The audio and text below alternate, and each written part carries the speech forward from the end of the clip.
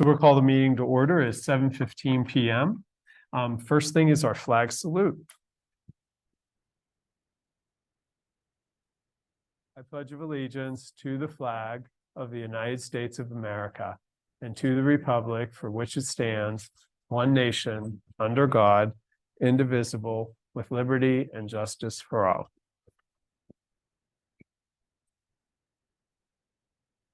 Roll call. Okay, Ms. Bollenbacher. Here. Mr. Chandler. Here. Ms. Campitello is absent. Mr. Marks. Here. Mr. Oliverio. Here. Ms. Pokalnik. Here. Mr. Radilla. Here. Mayor Perry. Here. Solicitor Corbel. Here. And the engineer is not here tonight, and myself. Thank you. Is he supposed to be next? Person. Oh, that. Okay. All right. So for the consent agenda, we have the council meeting minutes from September 14th, the bill list from September 28th, and we have the August reports, which are all listed here.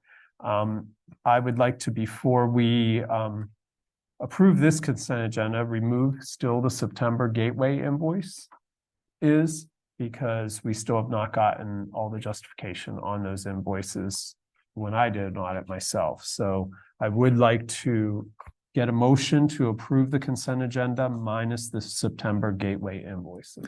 So moved. Mr. Radilla. Second. Mr. Marks, any discussion or questions? Okay, all in favor? Aye. Aye. Opposed? Okay, motion passes. Okay, public comments on agenda items. At this time, citizens may address the Crafton Borough Council on any issue appearing on tonight's agenda. Only residents and taxpayers of the Borough of Crafton will be permitted to address the council. Comments on non-agenda items will be taken at the end of tonight's meeting. Speakers will be permitted to speak for a maximum of 3 minutes. Groups of people will be required to designate a spokesperson to represent them before the council, who may speak for a maximum of 5 minutes. Please state your name and physical address for the record. So we have Mr. Greiner. Well, but I'm already on the. You're on the Yeah, agenda, I have so- you on the okay. agenda. I just signed in just in case. Oh, okay, so we'll take that off. Anybody else? And anybody online on Zoom, you can raise your hand. No? Okay. President's report, everything I have is on the agenda today, so nothing to report. Mayor's report. The only thing I have to report is that I enjoyed the ice cream social at the Crafton Towers with the magistrate, Jack Kabistik. And the seniors were just really happy to see us. Great. Solicitor's report. No public report this evening. Okay. Engineer's report, we don't have the engineer for this meeting. Manager's report. I had a quick question before we get into the manager's report. Did we have to talk about the email that was maybe, you know what, maybe that was last meeting and I missed it, No, or did we? no, we're not going to talk about that today. Yeah, you're talking about the engineer. No, the one where I'll show it to Solicitor Corbel and see if it's something I'm just remembering. I might be misremembering something. Okay. Manager's report.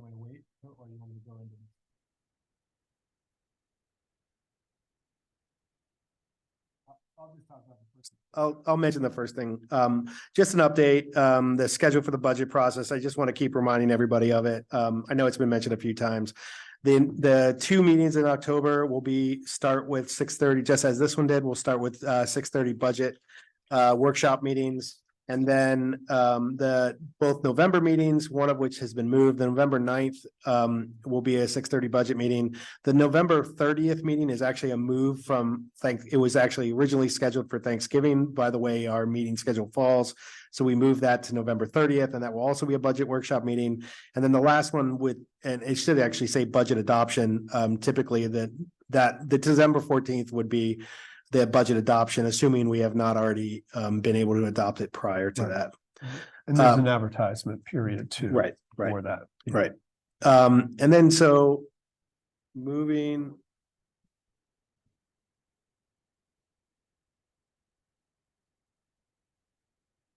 Did we? Okay. So the next item on the agenda is the Western Pennsylvania Energy Consortium. Our electricity account is up for renewal for a supplier.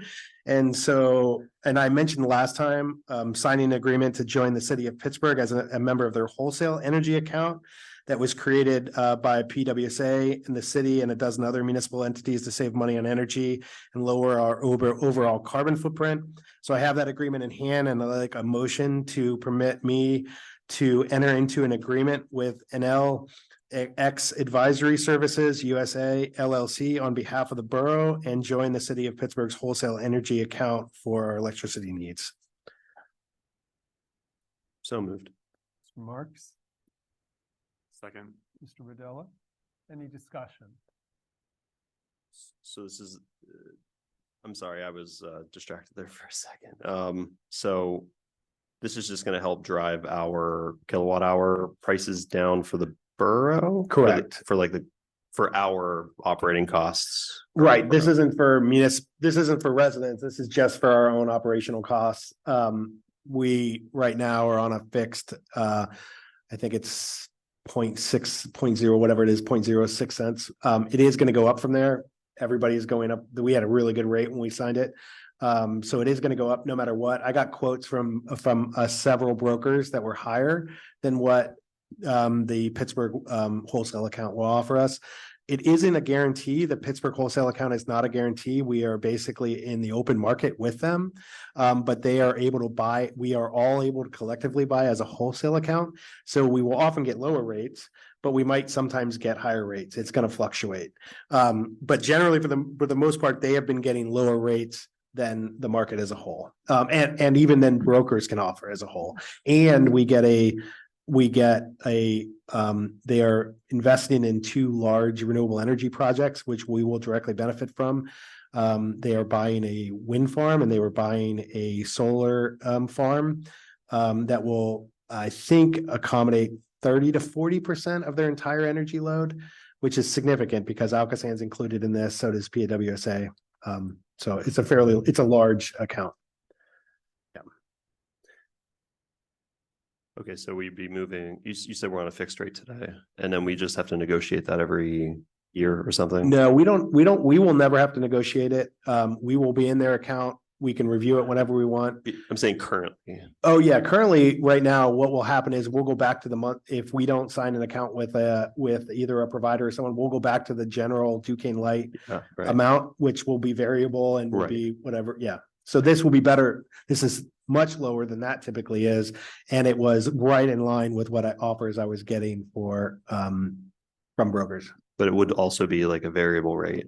It is a variable rate because it is what they can buy on the market. Once though they lock in buying like wind farms and that locks us in. So when they buy those, because that's a 30-year buy typically, because they actually will pay for the entire thing and then they will own it. And then or they'll own a piece of it and that will be a set rate. So, but their rates in general are, we're all in it together. So they obviously want low rates too. And so we're all in it to get the lowest possible rate. Do you know how long of an agreement we'd be entering if this is basically just you going, you're going to enter into this. Do we know what the term? It's until we decide we don't want to be a part of it. So it's in perpetuity. We are in this group.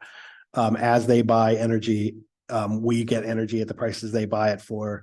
If we ever decide we want to leave, we can just leave. Okay, cool. Yeah. The agreement's on the OneDrive for it. And this is very similar to the regulation or I forget what it's called, that we all can do it ourselves.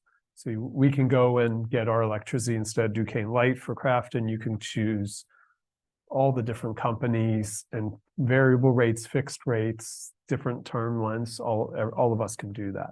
And I'm believing this is different. This is the same, except that it's joining a consortium. Right. It's different because those are all retail prices that you see there. Right. We're getting wholesale energy market. And so, but we still have to bear the cost of managing that. So there is some cost to that, but it's still much better than, and none of us could do this individually. We don't have enough, we don't use enough energy. But collectively as the borough, we can do it. So we're just barely a large enough account to hop in on this, so. Any other discussion? All in favor? Aye. Aye. Opposed? Motion passes. Okay, and now I will hand it over. We have a resident from 1960 Crafton Boulevard who would like to ask council for further options related to their request for a variance. Jim, you were talking about where we could maybe plug that, Oh, yeah. the drive-in. You might have to like switch some pages for you or whatever. You might want to share that.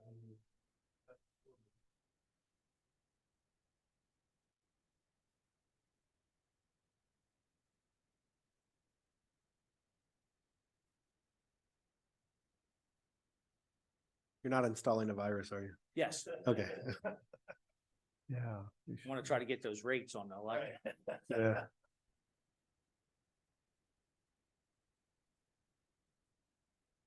All right. So, well, first of all, I wanted to thank council for allowing me to talk to you and your help with my situation and giving me the opportunity to continue trying to explore different options on how we can save the hedges at the corner of Johnston and Crafton Boulevard. Many of you, just to give a real fast recap, this is an intersection right here. When you're at the stop sign, Jim's been out there with me numerous times. And this is the view that you have to the right from the car based on, and so I wanted to, show that to you guys, that it has very good visibility, even though, there was one complaint in the 26 years that I've owned the property and have had these hedges there. This is the first complaint pertaining to this intersection. There's never been an accident that I'm aware of. Just again, because you weren't at the variance meeting, just wanted to, supply the fact of how much privacy they do provide my family. Crafton Boulevard is probably the second/third most busiest traveled street in Crafton. With that, it's just amazing how much privacy it does give to us as far as provide some habitat for wildlife. We're a Tree City USA community, so I just wanted to bring what happened at the variance. We did also come to the conclusion that it was a very unique lot in the size of it and the positioning of it. So I believe that's why we got to the point where that the variance committee was, I believe, going to approve it. But while talking with the solicitor or attorney for them, they decided to table it and come to you guys. So with that, last month, one of the things that came up, number one, was the possibility of a traffic mirror. So I've been working with Wooster, a traffic engineer who's been working with Gateway, and traffic mirrors are no longer being recognized by PennDOT. So even though PennDOT's read on the whole thing is that it's okay for communities to still use them, Gateway's not willing to say it's okay because they have to protect your interest and you're protecting their interest. And so it's understandable. So that's where it led us to the possibility of doing a one-way street, which you guys talked about on my behalf at the last meeting. So with that, it was supposed to be a traffic study along with the if the traffic study proved okay, we would need 90% of the residents of North Emily, Johnston, and Harrison to be on board. Morton. And Morton too, Yeah. as well. So honestly, you talking to Wooster, cost of the study. I decided to do a soft,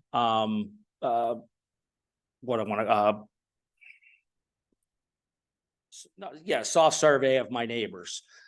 Some were okay with it, some were not. And so ultimately, I did not feel that there would be a 90%, which you say there's 50 homes. I had to believe that there were going to at least be 5 or 6 people that said, you're crazy. So I went back to the drawing board with Worcester and Gateway. Now, Gateway said that they would be in support, as long as council was okay with it, of a stop sign being put on Crafton Boulevard, okay? And right at the Johnston intersection. So it become a three-way intersection because currently it's a two-way intersection. So it's 66% protected. But within that, their requirements are to remove vegetation before they put a stop sign or recommend a stop sign. So now I'm in a catch-22. So I'm trying to get a variance to keep the hedges. The engineers are okay with it as long as there's a variance provided that the hedges get to stay. So that's where I'm at now. And along with it, I know no harm, no foul, but go ahead. So these are different intersections in Crafton, and there's many more than this, but this is, for example, the intersection of not Harrison, but Emerson and Crafton Boulevard. This could be simply taken care of if they painted a line 30 feet down to meet the triangle the code calls for. And even if those cars weren't there, you try to look down the street. If you stop where the stop sign is, all you can see is those garbage cans along with the cars. Okay. We all know this is a precarious intersection. Understood. There's nothing that anybody can do about it because there's a bridge there, but it's still a precarious intersection. Same with Baldwick on the Crafton Boulevard. Go ahead. This is the corner of Hall and Bar.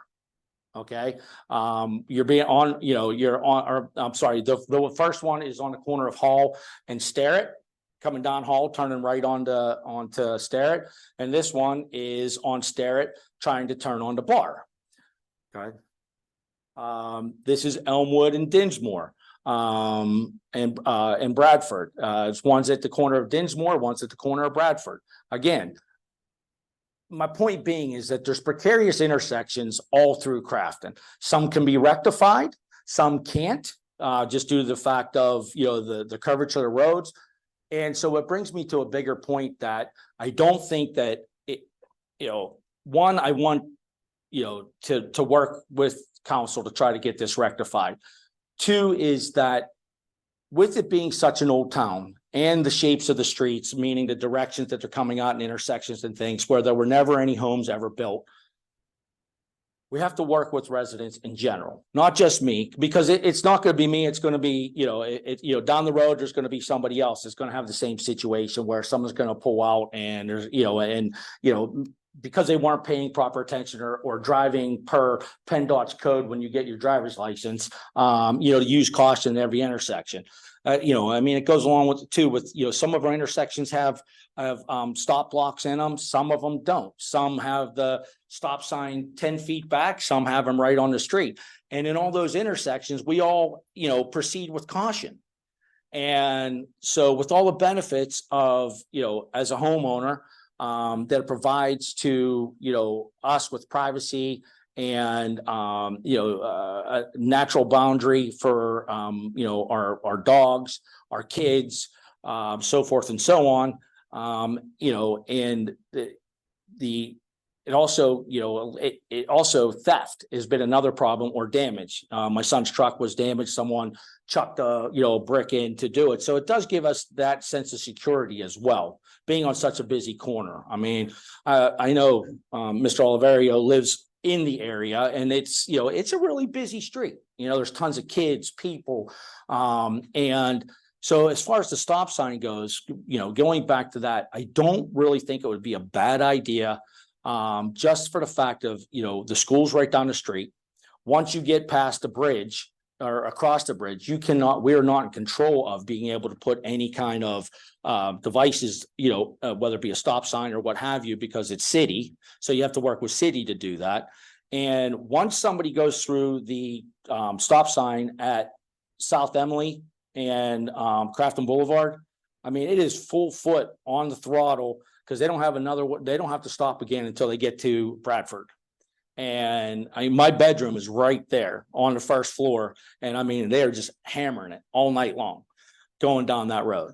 So, and whereas, I know there's, people talk, well, oh, wait, there's too many stop signs and, we're going to put a stop sign at every corner and so on. Well, one of the ones, if you want to bring that point up, that makes no sense now, is the one that's at South Emily. South Emily was a two-way street at one point until, I don't know, probably about 5-6 years ago. They turned it into a one-way street. Well, now there's a stop sign there for what reason? So why not put it in a spot that's going to, have more effect on slowing traffic down, especially as they're approaching the school, some of the new, some of the new stores and whatnot. It would allow me then to be able to preserve my hedges that have been there for 26 years and not going to cause any problems for anybody. So I'm looking for council to, make a motion to the effect that we could even word it in the fact, okay, if the variance is then given, will Gateway then give its blessing? Okay, so if the variance isn't, so if Gateway says no, even, with the variance being given, then it is what it is. But I don't think I'm asking for anything too crazy. So I guess just for the little history, this issue, it was brought up that the hedges were a violation of the Correct. ordinance. Went to the zoning board. Zoning board has kicked it to council to make a decision. At our last meeting, or a couple meetings ago, council made the recommendation. It was a very long recommendation of having to get a traffic study paid for by Mr. Griner through September 30th, which is coming up in 2 days. After that, if the traffic study was there to say, yes, it's okay to have that as a one-way street, then get 90% of the residents on North Emily, Morton, Harrison Morton, and Johnston. and I think North Emily was North on Emily, too. that's what I said. Probably. Yeah, Oh, I'm sorry, I didn't hear you. through October, and it'd be 90% signatures of residents. Correct. So that's where council stood, and that's kind of the history. So now Mr. Griner's brought up and done his presentation. So the next step would be if anybody wants to make any changes or make a motion to any effect, or has any questions for Mr. Griner. All right, I'll start. So you did cut the hedges on Crafton and Emily. Correct. And It was about 12-14 years ago. The fire department asked me if I would do it. I was actually never had a citation for it or anything. But they asked me if I would do it, and I said, yeah, no problem. Because that I witnessed, again, I've been there for 26 years.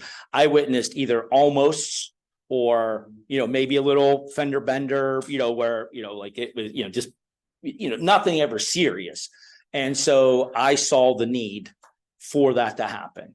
yeah, I mean, you can imagine, like, if the hedges were 6, 7, 8 foot tall there, it would be. Oh, absolutely. Absolutely. So, And it's still a difficult corner just because of the way the street's angled, but it's a lot better. yeah, I don't want to take away from your point that there's a lot of improvement that could happen with traffic control around here, stop signs, etc. I think we're pretty regularly working on improving things incrementally, especially as we get around to reconstructing things and redoing curbs and sidewalks. And we're going to be fixing, I hope, all of those things, and maybe some of them are notes for the code enforcer to take a look at. Just because some other folks are getting away with things doesn't necessarily mean Right. that. And it's, again, like I said, no harm, no foul. Yeah, you sure. But I mean, if you cut your hedges on the other corner, Mhm. how much less privacy are you going to get by cutting them on this corner? I don't, I mean, If you come, I'd love that, because Jim did a tour with me, and Doug's been there because we got the whole sewer thing going on and everything. Yeah. I know it says my address is 1960 Crafton Boulevard, but it's actually 91 North Emily. On the tax deeds, it's 1960. So my house faces so this is my backyard where I my family spends most of their time, whether it be, working on, one of our vehicles or, out there having dinner, grilling, all those types of things where, if we, have a birthday party, all those different, different things that go on in your life as a, personal life. And so when we never really used that front portion, in that because it's kind of a little bit of a pie shape to it. So that front left corner, we never really, where the flags are, never really was, a spot that we, used.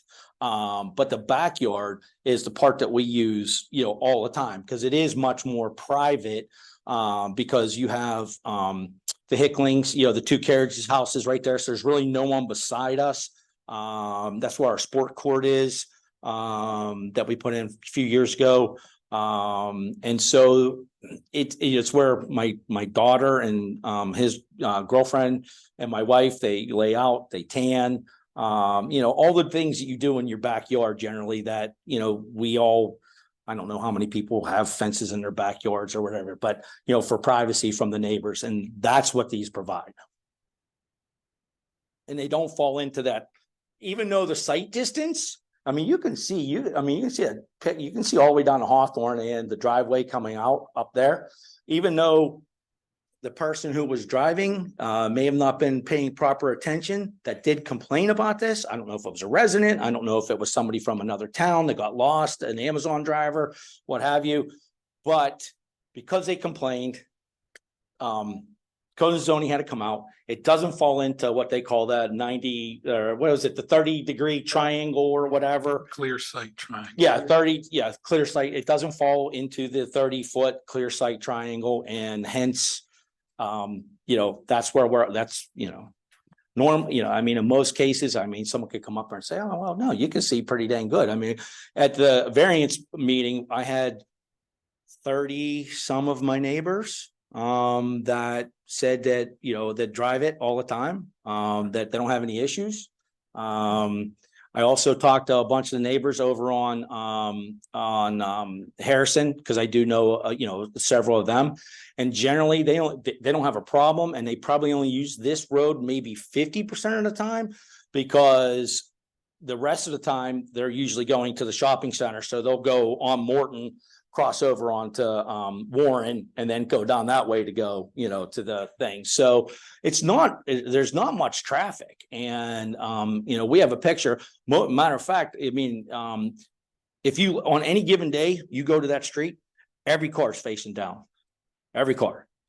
So that's why, hence we were talking about maybe doing a one-way street, because it's legally not allowed to be a two-way street. It doesn't meet the car path requirements per PennDOT. But, with getting 90%, of the people, because curb to curb, back to curb, it doesn't fit in. So, but that's a lot of our streets. It just is what it is. That's where we live.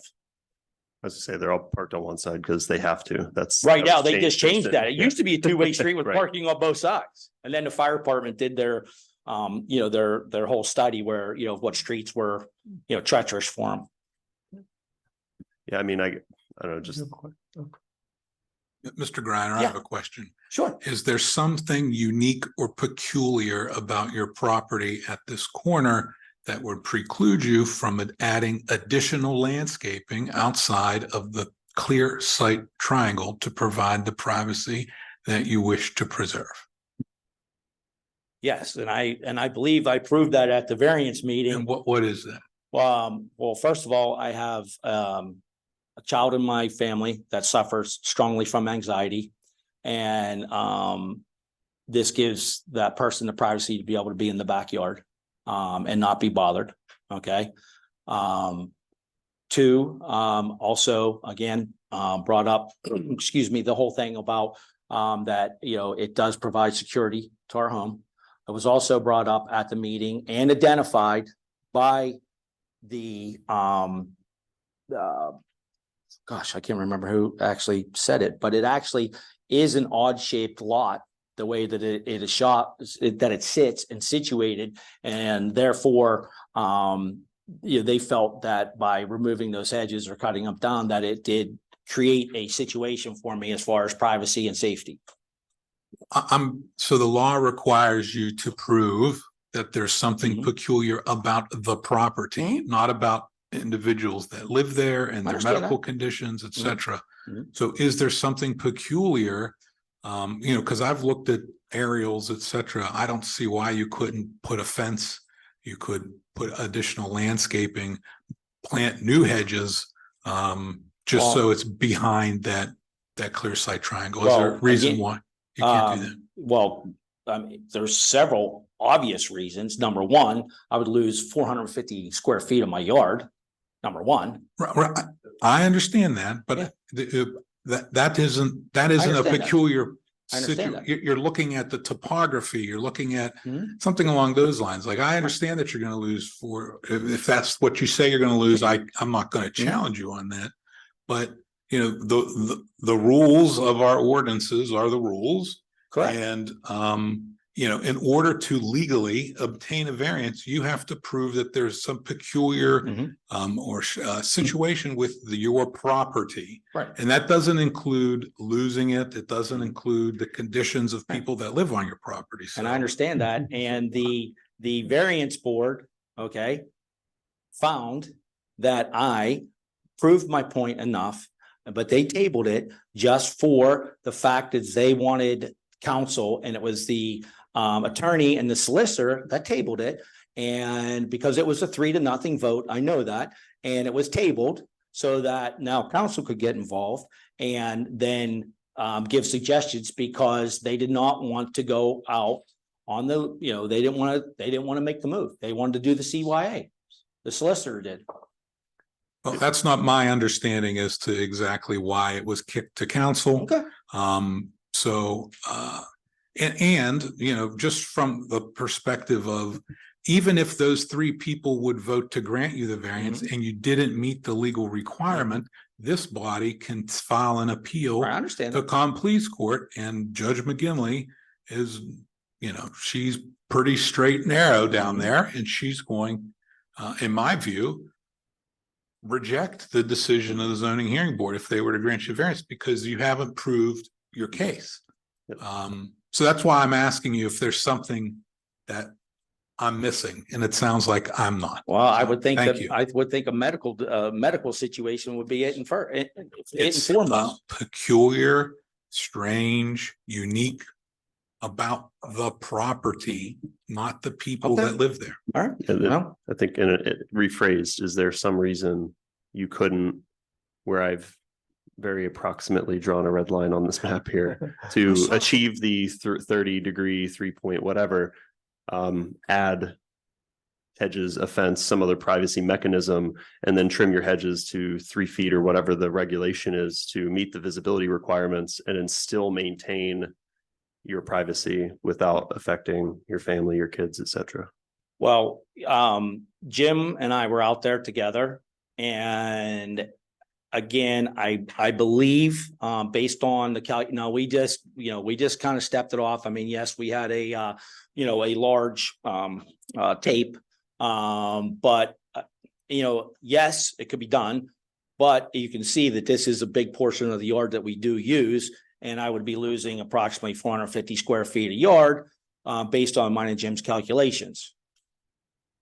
Yeah, Matt, I would have to agree that that's about what we thought it would take off, and I don't know that that would take off 450 feet. But that's approximately, when we looked at it, that's approximately the line that we came up with. All right. Well, biggest thing is we'd have to, I don't know who would do it from, that would be the road crew or the whoever, that we would actually have to, Oh. step it off. Oh. You know what I mean? And actually make it someone to come out and pinpoint exactly what the We 30 could have the degrees, engineers, we could have the engineers do that. where the 30-foot, the 30-foot triangle works, Do I like it? No. Do I think that and again, Mr. Solicitor, I started my conversation on about how that you were going through changes in Crafton, and that some of these things need to be looked at because of the shapes of the roads and the directions of the roads. Yeah. Ms. Perry, you have to talk on that mic. Yeah. So, I mean, even like the triangle I drew here, 200-ish square feet, but, Yeah, I mean, your points don't fall on deaf ears. I have two young kids at home. I have a very large front yard. I just installed hundreds of feet of bushes recently, and I'm hoping they will grow someday into some kind of privacy for my family. But yeah, I mean, it's one of those things where at least in my mind, like as we go forward, we're going to have to follow PennDOT standards and visibility standards, et cetera. And I think there's probably some option that is probably cheaper than tying up, lawyer time and study time and engineering time to try to find a variance. Now, I am also, I guess while I'm talking, voice that I don't necessarily think turning Johnston into a one-way street's the right answer. I don't dislike the option of maybe another stop sign there because I think maybe that could be interesting, but again, you're in some sort of catch-22. So if at some point, if we wanted to talk, deliberate about like what that may look like, I mean, that might be an interesting avenue. Which that's what I came here for, and that's what I did state, was to investigate the possibility of putting a stop sign there. Obviously, Gateway is going to want their information. I'm going to have to get Worcester to do their thing, and I'm here to ask if we as a group can investigate it. It's just like if you wanted to put air conditioning in your house, right? And you don't have a 5-foot side yard. Right. And that's the only place that you can really put it because of the way the houses are, So what do? You go for a variance. Well, what's your hardship? I want to be cool. What's my hardship? I want to provide a safe area for my children, my family, my dogs, and everything else. I don't see how they don't go together in that you can't just cookie cut every property in the borough based on its 100-plus-year-old history. It's impossible. So I'm asking, yes, that was one way that we were going to look at it. But if there's a stop sign there and it is now a 3-way, he's off of that. A 3-way controlled. Go to Bradford and Crafton Boulevard.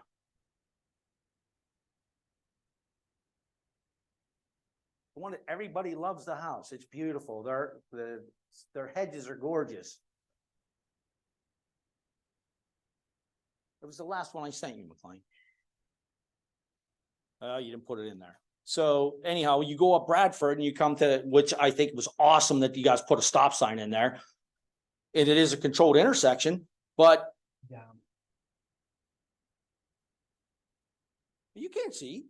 It doesn't fall into the 30-foot site triangle. None of the ones I just showed you on the corner of Dinsmore, none of them fall into it. So where we are right now is council's able to ask questions.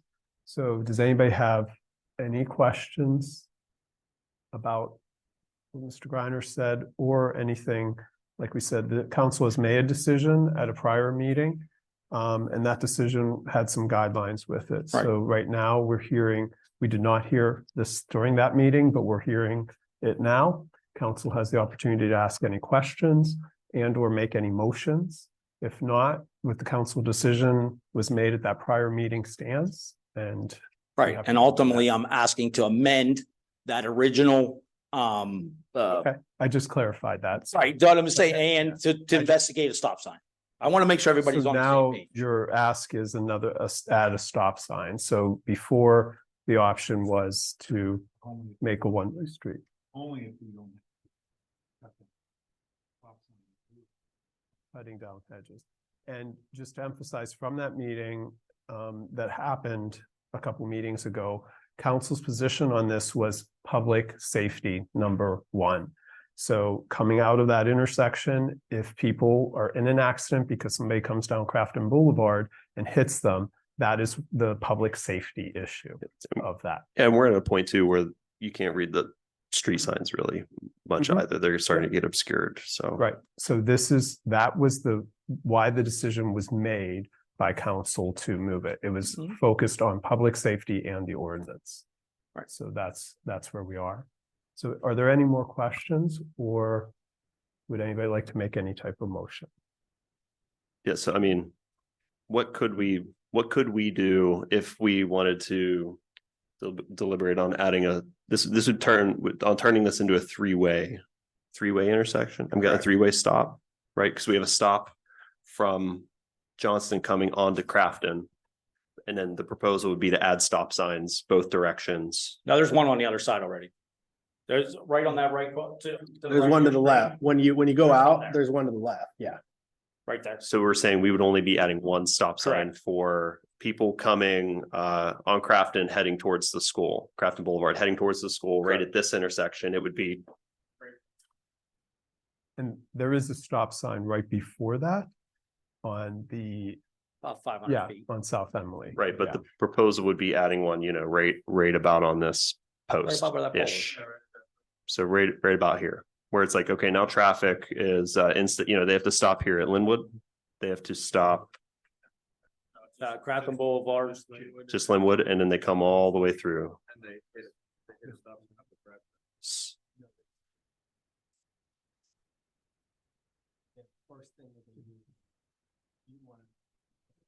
Yeah, he was asking me if Gateway had looked at it, and we've had the conversation, and Worcester had talked to him, and what Gateway told us is the first thing they have to do if they were gonna do a traffic study is for safety, if there's one to put there for safety, is has the vegetation been removed? That's the first question they ask.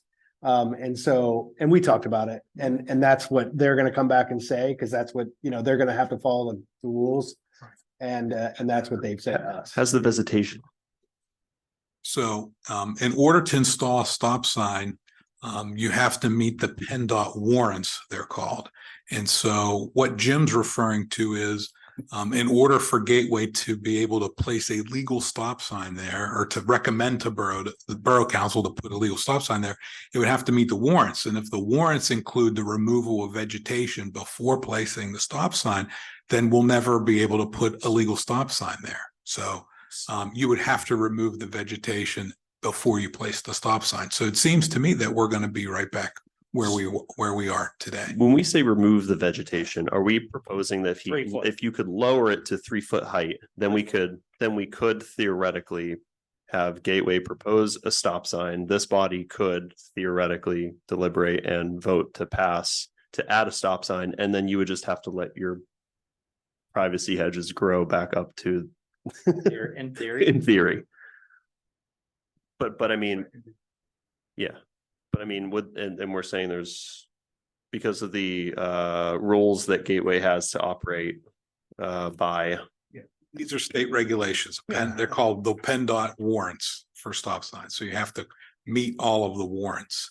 And if that one of them is that the vegetation is not there or has been cut down to the point where they're not interfering, then you couldn't put a stop sign there until that occurred. So that's But why then after the stop sign's put there, then they can grow back and but no, they would always then I'd have to get stay it they low. always have to stay low. Why would they always have to stay low? Right now, the issue is that you can't see oncoming traffic far up enough Crafton Boulevard because there's no stop. It's still a clear sight triangle issue. I think that's what it would be. Even if the stop sign's there, I'm I not think so. sure. I think so. I think that's something that would be worth clarifying with I- Gateway. That might change things, because if you put a stop sign there, it becomes a controlled intersection, Yes. and that site triangle is not required Right. at a controlled intersection.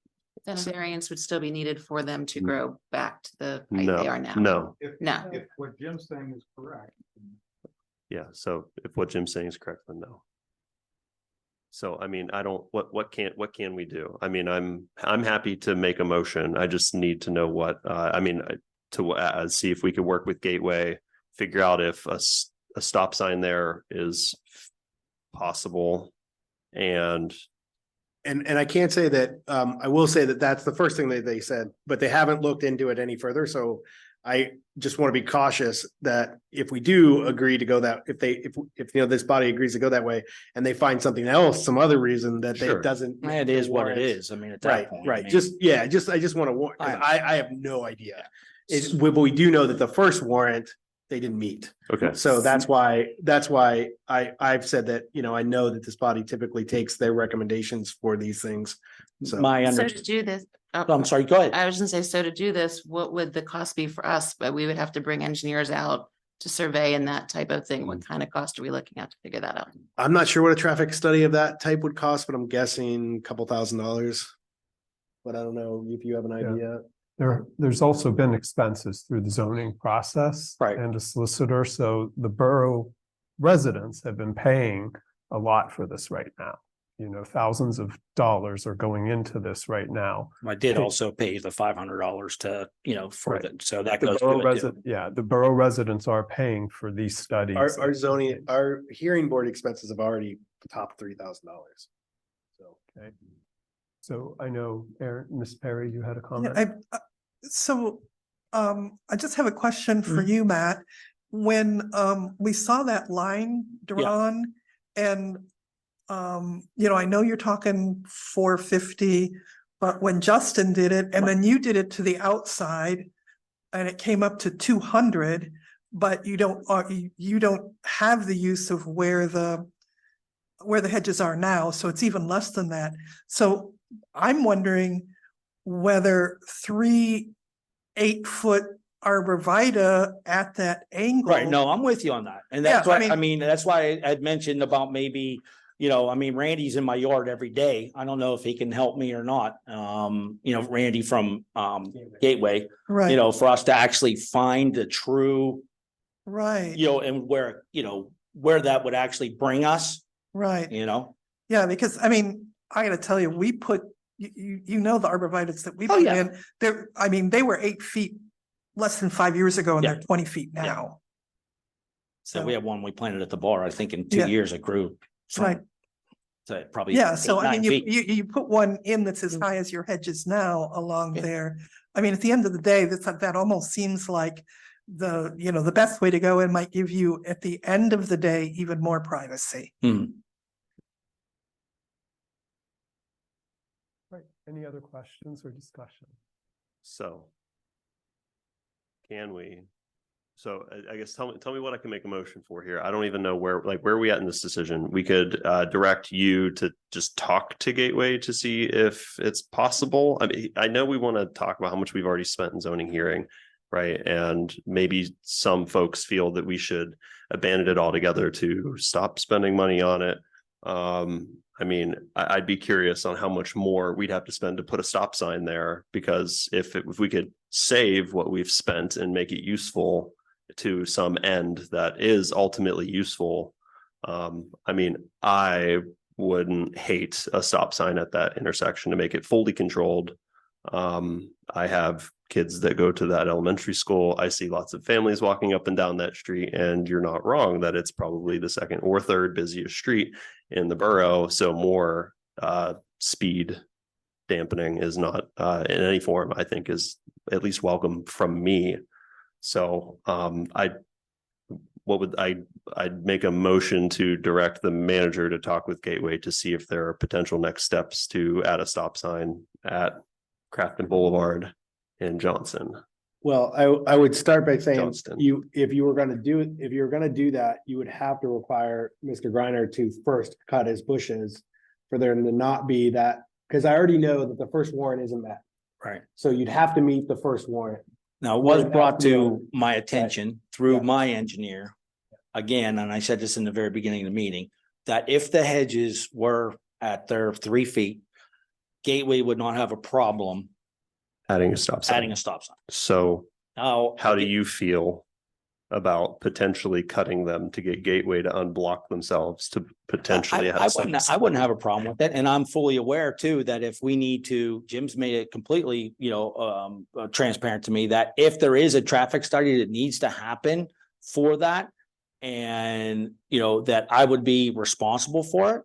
So I respect what you're saying is if he can at least find out what it would cost to do and then, figure it out from there. That's all I've been trying to find out is, so if it's, if it's $10,000 to do a traffic study, no, I'm not going to pay $10,000, but if it's gonna, if it's as simple as $1,000 and I could get to keep my edges, I might think about it.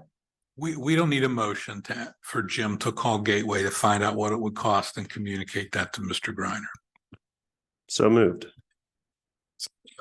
I said we don't need a motion. Oh, we don't. As long as there are no objections from the rest of the council. Do we need to make any kind of motion to the effect of that this is an ongoing process so that Yeah, I want to ask that too. Since the zoning hearing has a deadline of the 30th for the study, which is what we're acting on now, or what they're acting on now. Do you need a motion to give more time? If we were to go down this road, I would ask Mr. Griner to give an extension of time for the zoning hearing board to make a decision till the end of November. Because if they don't make a timely decision, then it could be deemed approved. So that would have to be part of it. If Mr. Griner, if you're amenable to that. I'm amenable to that. And also you could even, if you want to make the statement for the, you did with the deemed approved. Yeah. I mean, if this all doesn't work out and I got to do what I got to do. And I understand that. Okay. I apologize for being here so long. I know you guys got stuff to do, but I thank you so much for at least, hearing me out. So what, because right now, what council approved was the September 30th and October 30th first deadlines. So there's been discussion. We don't know where council stands on this. So do we need a motion? Do we have? You all can discuss it. You're permitted to discuss. I mean, you could ultimately go with a motion if you wanted to push those dates back or something along those lines, which because we established them by motion, you'd want to change them by motion. But to simply ask Jim to call Gateway, you wouldn't need a motion to do that. So just to remove the ambiguity then, quick straw poll, is anybody against what we've been talking about so far? I am. Okay. I think putting a stop sign there, we would need to talk to the public. We had a lot of issues with the Bradford stop sign, and that was a whole public issue, and putting the other stop sign on Bradford, or the two on Bradford. Plus, I want to make sure that we're using taxpayers' money correctly, and that there is a need here for a stop sign versus somebody that just doesn't want to cut hedges or privacy because we have an ordinance in place. I think it can be both. I'm giving my opinion, so we're also taking a straw poll for everybody else. Yeah, I was gonna say, you pretty much said a lot of the things I was thinking. I don't think I'm opposed to exploring a stop sign, but I do feel that this is a lot of hoops to jump just for having to trim your hedges back on a corner of a very large lot that I assume I've walked by it. It's big. I assume there's privacy to be found for sunbathing on the hedges on the other side. I'm sure if someone wants to be nebby, they could lean over, but this does feel like a lot of hoops when there are ordinances and rules in place to not have them that high. Devil's advocate, I do understand the need to, if Jim can call and inquire, wonderful, but I don't feel the need to keep kicking this can down the road when we have rules, I'll call them, in place. I mean, I just feel like I think arborvitae's in mind. That's the way my little fence is created. It's small. It's definitely not that large of a very pretty enclosed yard, but that again is just my opinion. So open for Jim to call, but I feel like this is a lot for just needing to trim one corner of a very large lot. I concur. I agree. If we couldn't get the majority or over 90% of the neighbors to agree on a one-way street, I'm sure there's gonna be a lot more angry people over a new stop sign. So I would find it hard for me to vote for a stop sign personally. Mr. Chandler? I am open to exploring the options as far as, what we've been talking about for a phone call from Jim to Gateway. Yeah, again, so 2 meetings ago, I was the one that was saying, I was out in my alley, that little tiny one-way hill on Promenade for 3 evenings, trimming my trees back to 15 feet for so much of my property that I barely get to enjoy because it's all wooded and crazy, because of our codes and regulations. And it's not like I got cited for it, but I did get a poke from code enforcement. I expect everybody in the neighborhood to trim their hedges and trees back to what code states. So I agree. I do think this is a whole lot of hoorah for some hedge trimming. I think a lot of the 90% survey traffic study stuff could have also been avoided. So I would also point my finger back at everybody on council who voted yes to that. We could have voted no and saved ourselves tons of time and all of this headache. But I also believe that a stop sign at that intersection is not something completely lost of a cause.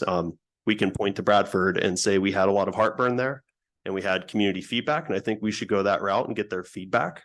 I think ultimately the Bradford stop signs we put in were a great improvement to that intersection. It was a nightmare. And I think this is another kind of ambiguous set of streets coming together in an interesting way that we don't control traffic very well on. And I think that stop sign may not be a bad idea, hedges aside. But why not look at all of Crafton Boulevard if we're going to do that, and look for places that, because right in front of the school might be a better spot for a stop sign versus right here. This doesn't have to be either or. We could put stop signs on every corner of Crafton Boulevard and it might be fine. I don't, heck, while we're talking about it, I'd like to add stop signs to all of Linwood heading towards the shopping plaza. But usually these are things infrastructure and the engineering committee and Gateway bring to us. But again, this doesn't have to be an all or nothing. I personally think exploring a stop sign there while the topic's hot and while it's relevant to one of our constituents who's here, hedges aside, let's ignore the hedges. He'd be willing to trim his hedges so that we could explore a stop sign here. I think that's an opportunity that if anybody else thinks that might be something worth exploring, that maybe we strike while the iron's hot, strike while the hedge trimmers are hot, rather. Agreed. So we have 2 people that are for the exploring the opportunities for the study. I'm not sure of where the other folks are. No. I mean, like Pam said, I'm not against making the phone call. I'm not sure I'm for all of the survey and all of everything that goes beyond that. So I'd like to see what the phone, I have no problem seeing what the phone call generates, but again, it just seems like a lot for some hedges to be cut. It just seems really extreme to me. It's okay. It's all right. Yeah, and I Believe just me, wanna I'm say not how- one. There's people that have known me a long time and I don't get offended and would never hold it against you ever. And Justin, how you said, like, he's willing to cut them. He's only willing to cut them if he can get, like, to benefit from that potential stop sign. So I'm gonna have to do it no matter, Yeah. if it comes down to you it. know, it doesn't Either mean that, I'm you're gonna be in front of Jack you're gonna Kabiskin. to do it, so I understand just that. do it. Don't be downtown. It's a different ball. No, I'll end up here first. I'll end up here first and then, then Jack will say, Matt, So Damn I'm with edges. Aaron, open to you calling. I don't know if that means anything, what the next And are. So that's feel all- free to call, but that's all I'm asking for. Right. And I was just worried about the timeline issues. Right, 'cause That's we all have I the- was worried We about. have the September 30th timeline that I'm not looking for the borough to spend any more money. I'm just looking for Mr. Price to talk to them, to find out what potentially would be the next step. If the hedges were trimmed down, what the next step would Okay, be and what it would so cost. I've got that. So Okay. we're talking to the solicitor now. We set a deadline as council. We've had this discussion. What? I mean, clearly, it's not. Clearly, Mr. Griner is not going to meet the September 30 deadline to produce a traffic study along the one-ways. So at this point, I think you let the deadline stay. If you all are fine with Jim making a call and telling Mr. Griner what it would cost. But then the zoning hearing board has to meet and make a decision unless Mr. Griner agrees to cut the hedges. All right, Well, based on what everybody has said, I do believe that it is an inevitable subject. I'm going to have to cut them.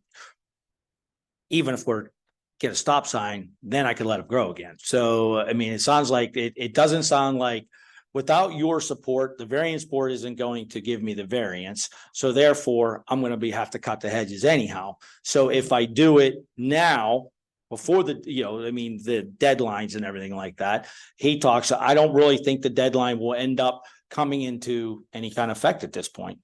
I mean, would you agree? Yeah, you won't be able, you don't have, Worcester's not going to produce a report by Saturday. Well, right, but no. And you don't but- even want the one way any longer. So Well, the neighbors don't. Right, the neighbors don't. So- No, my point being is I don't really think that the timeline really matters at this point.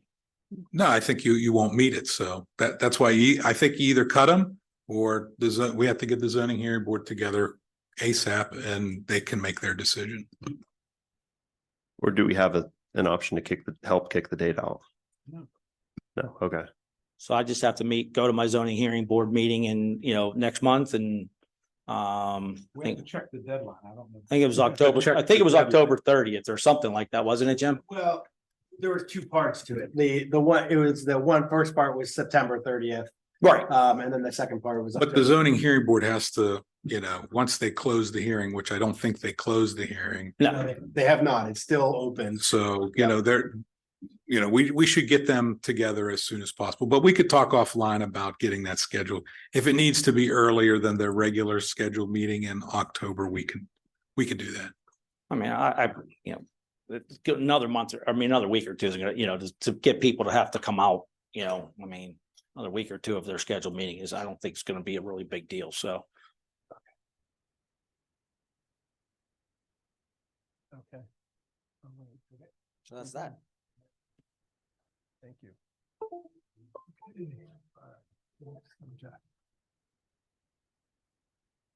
Okay, so the rest of my report, we have the Baker's Acres plaque update. I did confer with Mr. Baker's wife, Helena. And we do want to install it at the Woodlawn Avenue. I was hoping to have a chance to get a date finalized so that we could do a little announcements that, we could have a little ceremony where we open it. Or announce that it's named that. But I have not confirmed that yet. So I will confirm, hopefully by the next meeting, I'll have a confirmed date. And then the last thing on my agenda, my portion of the agenda is the 2024 minimum municipal obligation. Letters have come out and the borough has received notice that our MMO for the police and non-uniform pension plans. And we will deposit $15,000 into the police, $15,350 into the police pension fund and $78,753 into the non-uniform pension fund for fiscal year of 2024. And actually the non-uniform pension fund in the actual amount was significantly higher than that. I think we got an additional $30,000 or $40,000 on top of that. So that will also be deposited into the non-uniform pension fund for fiscal year 2024. But I need a motion. This is really a perfunctory thing. We would do this anyway, but we have to pass a motion to approve resolution 2023-20, adopting the 2024 minimum municipal obligation as required by Act 205 for the police pension fund and the non-uniform employees pension fund. So Second. All right, Ms. Bolenbacher, second, Mr. Marks, any questions or discussions? All the figures for this were on the OneDrive too, so the calculations of how we got to these figures are all uploaded on the OneDrive. All in favor? Aye. Opposed? Okay, motion passes. And that's all I have. I also have my reports on the OneDrive. And so if you have any questions, there you go. Thank you. All right, finance and administration, Ms. Perry. I think we've had enough finance tonight. For sure. All right, community services and infrastructure. This would be Mr. Price. Yep, sorry, I Just forgot I wanna was on tell us- for Yeah. two things today. All right, the Broadhead project is still being prepared to go out the bid. It's a very large project, so that's taking some time. We'll update when further information is available, when that has actually gone out to bid, and we received them back. Crafton Boulevard Streetscape Phase Number 2, we're continuing to test options for the lights. We've had several complaints about the brightness of them at eye level. We've looked into several things. The home shield they are installed with home shields, and it turns out that the shields are fairly small and that the shields themselves do not completely obscure the light because it forms the LED light forms an orb outside of the size of the LED, and it looks like you're looking at the LED even if you aren't. So it is an optical illusion, and it's trouble. Yeah. Anyway, we're trying to see if there's other options that we can make it more amenable to the people that live right next to them. Was this the flipping? We already did the flipping and we turned them, but even with them turned away with the blinders on the side that you're not supposed to see, you can still clearly see the lights, which is, not ideal. So we're seeing if we can go back. We might end up having to buy new internal fixtures. It might be the only option at this point. But we're looking into what the possibilities are. I don't have a figure yet. I don't know what that would cost if we were to do that, but that's where we're at. Are residents complaining about it being flipped or the old way? Which one? Flip, Yes, right, Oh, both. both. It's Okay. really not about the flipping so much. That has satisfied the desire to have it over the sidewalk. Yeah.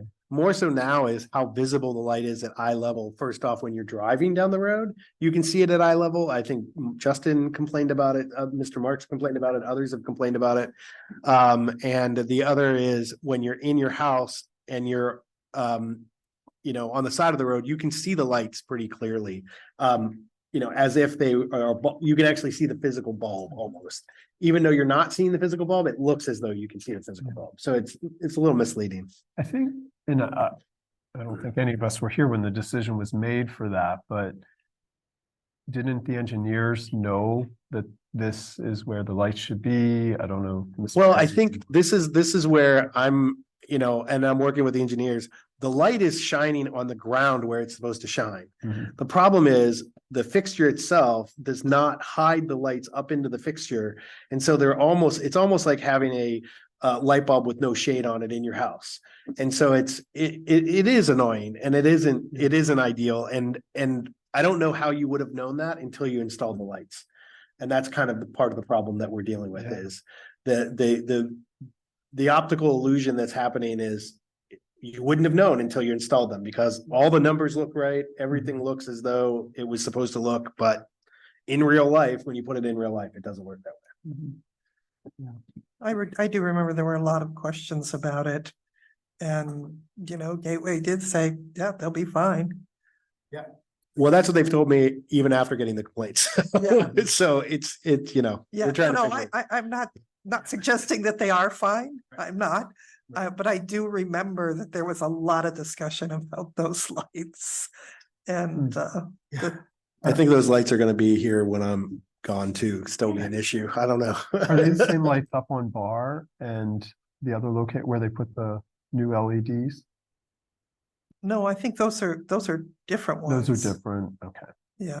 Yeah. These These are are the street, street more street. Street Yeah, ones, these are only- decorative. And I think that's one of the issues. They're only 12 and a half feet off the Right, ground. Yeah. And that's why. so they're much closer to, they're not like the 30-foot tall, Yeah, LEDs that's- so it's, we're trying to figure it out.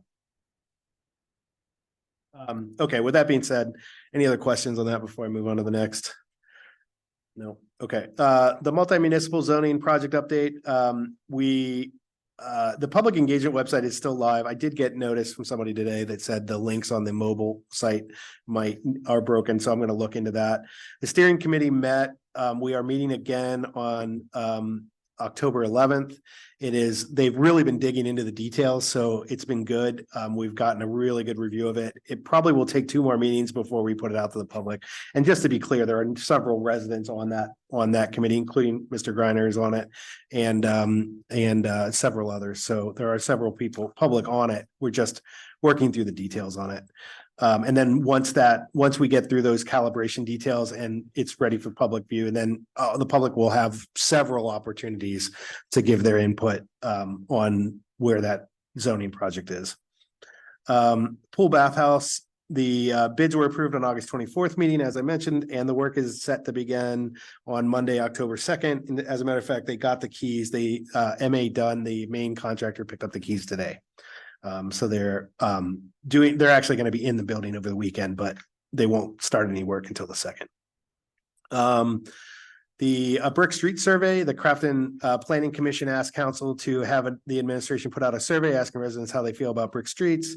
The survey is still open and will remain open until Sunday the 1st. So this weekend, this is your last chance to voice your opinion on this. We've received almost 300 responses now. And we reported the preliminary findings to the Planning Commission. Generally speaking, people are in favor of brick streets, but they're not in favor of paying for them. That's probably the easiest summary I can give you. And not too surprising. But I will give the further information once I'll give a more detailed presentation at the next meeting once the survey is closed. Public Works building, we're still working. There is significant amount of work that needs to be done to complete the Public Works building. It doesn't have garage doors on it. It doesn't have insulation. It doesn't have structure inside like office and any of that work. So we're working on what are the next steps. We had to move grant money from another grant to pay for this. It was a mishap in the grant. So we're waiting on the confirmation from the county that we are approved to spend it on this, and then work will begin on the Public Works building again. And we're looking at, we had to rebudget it because of the grant funding. We had to rebudget it so that all the work was being done by contractors. And I'm not sure where the line will be drawn as far as how much we'll have to put the contractors and how much will be able to be done by our own Public Works, who are very capable of doing a lot of the work. So I will update everyone when I get more information on that. And then the stairs project, we're continuing to for the stairs project, we're continuing to assess the best way to move forward. And it'll be brought back to the engineering committee for review with actual numbers. So I will update everybody then. The bids are coming back way higher than we expected. And the estimates got higher, the bids are higher. So it's really a tough project, and we need to figure out a way to make it affordable and get what the community wants. So that will be brought back to the engineering committee. And that's all the updates for me. All right, thanks. Communication, recreation, and community events, Ms. Wollenbacher. Okay, this Saturday is Fall Fest, September 30th. It's from noon to 6. We are having some of the highlights of this includes the beer garden that's being hosted by Helltown Brewery. Tons of entertainment going on. We've got axe throwing, pumpkin carving demo. There's some face painting. There's a inflatable obstacle course. There's a polka band playing. There's a musician, a balloon artist. We're also having a photo prop booth, as well as the cornhole tournament. So there's a ton of stuff going on there. I would highly recommend going. And you're buried the lead. We were on Liz Palmer and Danielle, I forget Danielle Schaefer were on KDK yesterday to promote to it. promote the event. Yeah, and the pumpkin guy carving. So it was pretty cool. Very interesting guy to meet. Yeah. If you've watched the video. Interested to see how he's going to do that. Exactly. Aaron, I also just want to throw out majority of everything is free. Yes. So that's another good thing. Yes, exactly. Except the beer, unfortunately. Did you say how many vendors we have? We have about 25 vendors Yeah. that are coming, and I believe we're up to 3 food trucks. 4.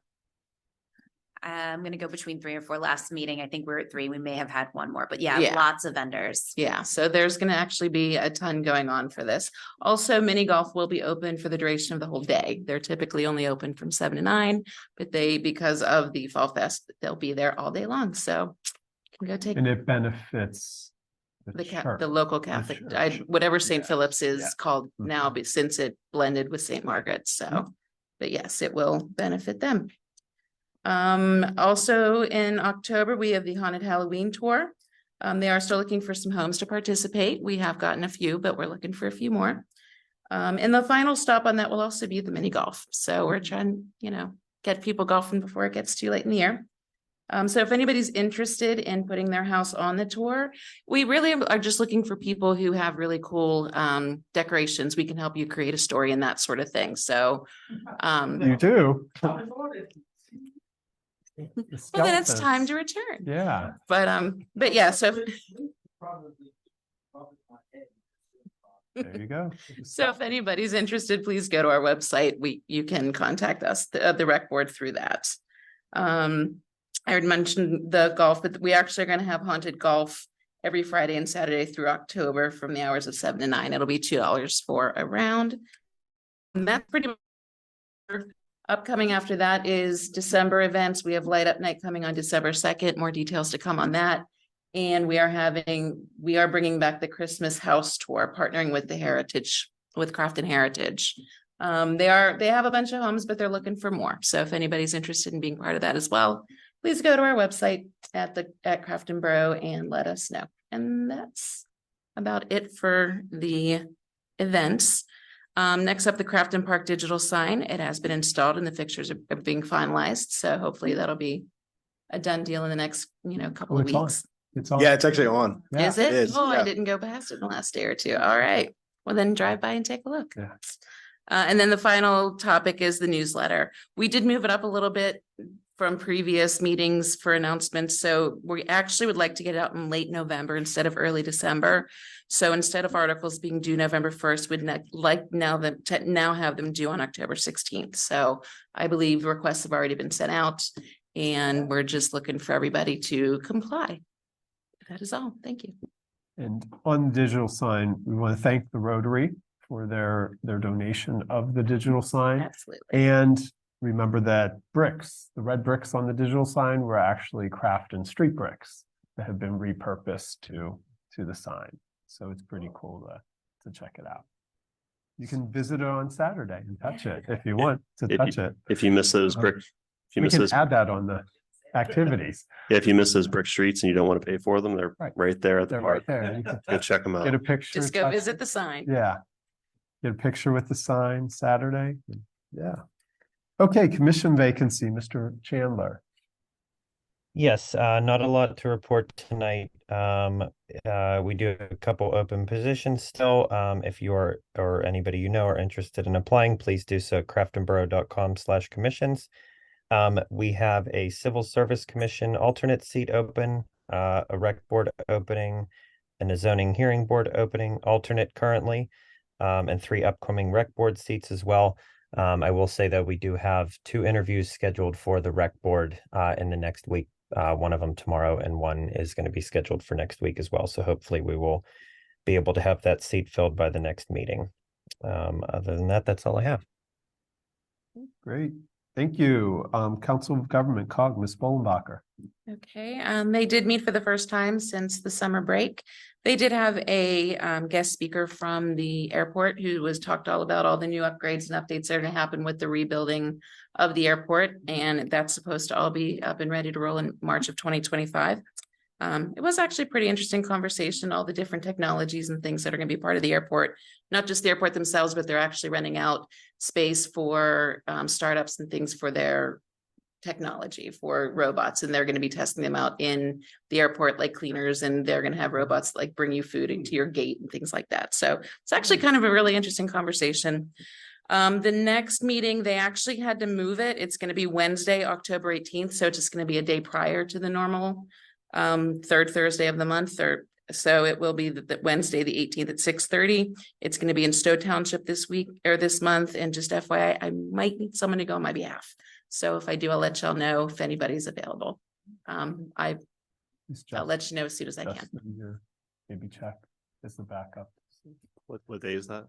It's Wednesday, the 18th of October. It's typically Thursday, would have been the 19th, but honestly, I can't remember the reason why, but they moved it a day ahead. It's at the Stowe Municipal Building then? Okay. It's not too far from here. Okay. Community announcements, upcoming council meetings. So the next council meeting will be Thursday, October 12th. Budget workshop will be at 6:30, similar to what we had tonight, and then 7:15. I believe Dan Deasy will be here till 6 that day with vaccinations and something. I think he's doing vaccinations and something else there, but he'll be here 4 to 6. I believe it's a drug take back. Isn't it? Is that what it was? I don't think he's doing that here. Oh, is that Maybe a we Green Tree? Yeah, Okay. I think that's someplace else, but The vaccinations, if you have insurance or Medicare, you can get your COVID and flu shot vaccinations for free. And they will be, I think, at the community center. Crafton Fall Festival, Ms. Bollenbacher talked about it this Saturday from 1 to 6, it says. Is it 12? It is not 1 to 6, it's noon to 6. Right, Sorry for okay. that. Yeah, My oh, apologies. it's 12 on here. Okay, and the Haunted Crafton audio tour, we are still looking for houses. That's October 21st through the 31st for that. Spooktacular mini golf. This is in October for Fridays and Saturdays in October, different than this Saturday coming up, which is during the Fall Fest, is 7 to 9, $2 for mini golf. Halloween this year will be, and that means trick or treating, of course, October 31st from 6 to 8. Police and fire department will be on patrol to enforce the safety of those participating. Wayne, I hope you're giving out little treats out there on up the street. Okay. And of course, Mr. Griner. Did he turn his, we'll need to check. Let's have the police check Mr. Wayne's house to make sure. Holiday house tour. The rec board is still looking for a few houses for a holiday house tour. Please contact the borough office. I believe it is $15 or $20 to join the tour. Right, and then to not join it, to take the tour. The tickets are $20 in advance and 25 on the day. Okay. Can But we I- need houses for people to take a tour. Right. Can I just bring something up? Because I mentioned I was at the senior center and they were asking about that. Is there or has there been any conversation about like a senior discount? Not that I'm aware of, no. You think there might be time to check that out? Or do you think it's pretty well set? We could ask. I mean, I'm sure we can ask. Yeah. Okay, well, there was a lot of interest and they were asking about senior Okay, discounts. yeah, we can certainly ask. Thanks. All right, public comment. At this time, citizens may address the Crafton Borough Council on any issue. Only residents and taxpayers of the Borough of Crafton will be permitted to address the council. Speakers will be permitted to speak for a maximum of 3 minutes. Groups of people will be required to designate a spokesperson to represent them before the council who may speak for a maximum of 5 minutes. Please state your name and physical address for the record.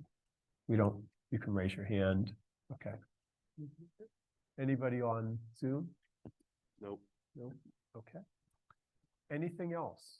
I think for the minutes, we want to say that Mr. Radilla did leave the meeting for the minutes. I think it was at the Finance and Administration time period, just for the minutes.